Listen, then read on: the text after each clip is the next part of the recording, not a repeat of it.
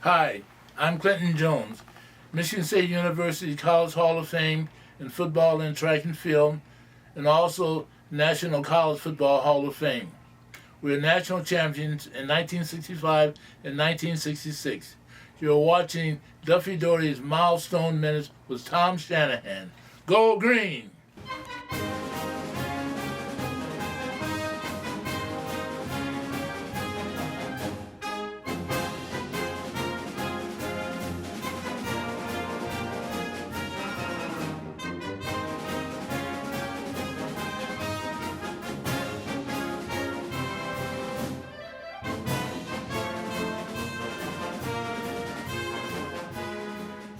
All right.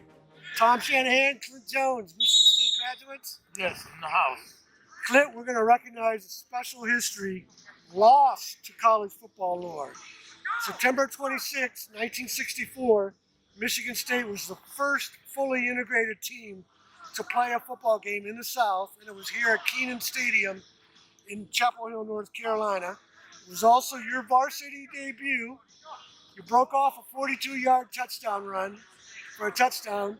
Marks the first time a black football player scored in this stadium. You didn't understand what it meant then, but what do you think about it now? It's pretty amazing to be a part of that history. Well, really, Tom, I didn't have any idea until you told me. I totally forgot about it. And what I remember most about that game was Ken Willard, but my scoring, totally gone from my memory. But I'm honored because at that time he was trying to, as a sophomore, I'm trying to do my best to make the team and contribute to the team and to be a part of history, to make a difference. It's hard to even put into words. And the reason it's lost history, if you read my website and my books, tomshanahan.report, is basically the sports media avoided race in the 60s. So all kinds of milestones like Clint's didn't get reported like they should have been. And in fact, later in the game, Gene Washington, also in the College Football Hall of Fame like Clint, he scored a touchdown. Gene was from segregated Texas, Duffy Doherty's Underground Railroad, and he scored his first career touchdown. And as I said, they avoided race. Neither one of you guys were aware of what you'd done, right? Not at all. Not at all. But what's interesting is that Gene and I, we've been like the Bobsy twins in our freshman year. So now you told me both scored in our debut. That's pretty amazing because we had so many similar awards and accolades together. And of course, my campaign is that people don't understand in college football lore the significance of Duffy Doherty. He's the most important person in college football integration. Barry Switzer told me that. It's in my new book, The Right Thing to Do.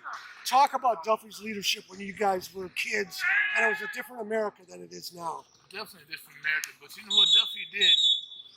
He not only coached us, but Duffy gave us culture. He would take us to fine restaurants. He would dress us up. And so he got guys in the South that had no experience going to restaurants and having diversity or mixture.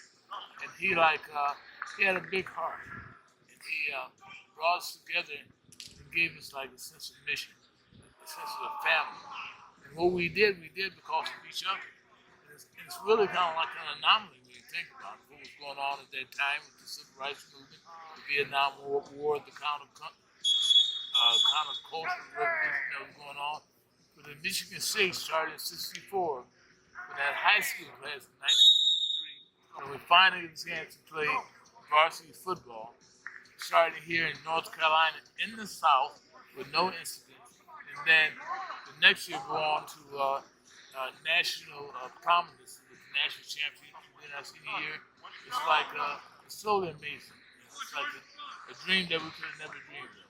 And then another thing about the 1964 game, two more of your teammates, they both were on Duffy Doherty's Underground Railroad from South Carolina, George Webster and Jim Summers.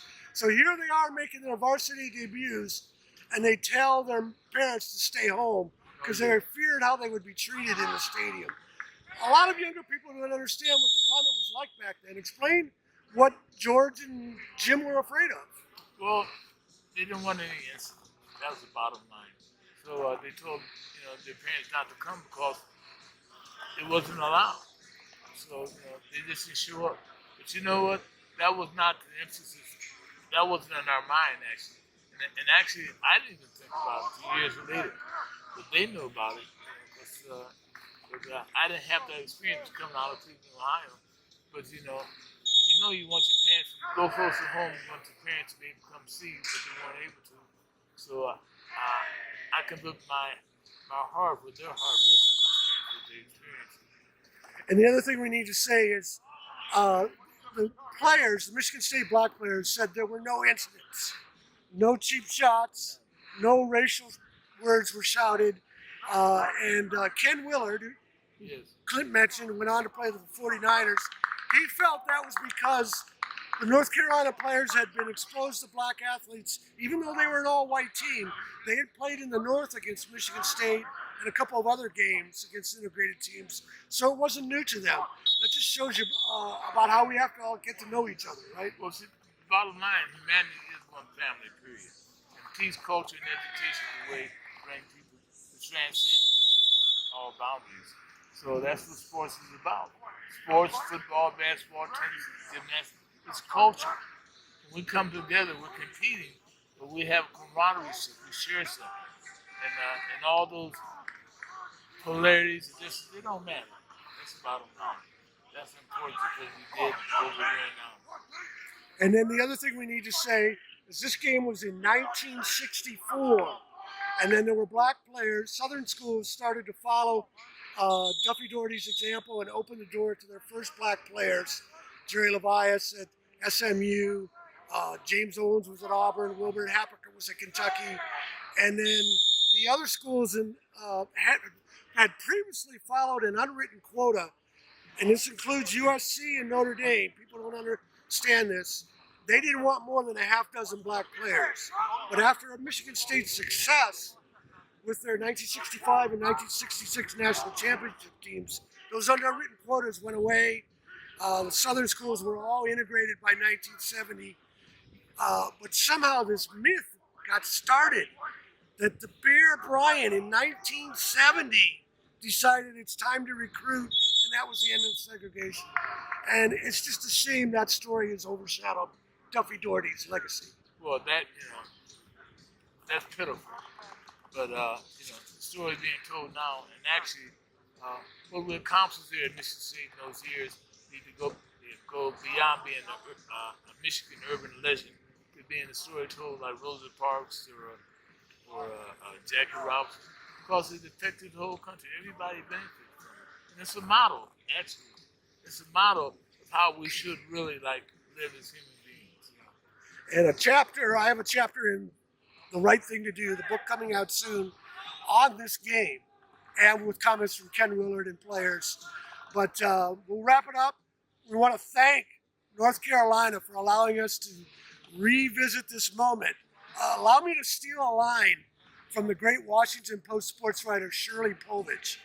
The last NFL team to integrate was the Washington Redskins, and they were owned by an avowed racist, George Preston Marshall. And Shirley Povich was outspoken criticizing Washington for not having black players. So when Jim Brown scored a touchdown at Washington in 1961, he wrote that Jim Brown integrated the Washington end zone. That's what you and Gene did here in 1964. And we want to thank the University of North Carolina for allowing us to be in the end zone and to relive this moment. And also, I really want to thank the Brain and Body program here at the University of North Carolina, Chapel Hill. So they now are my team, Clinton Jones' team with healthcare. They have treated us with such compassion and excellence that I have such a debt of gratitude to everybody at the Brain and Body Center. And our new friend Candace Gorger for helping set it all up. Come here, Candace. Come on. You got to. Oh. Here we are. Thank you. You're so sweet. Yes.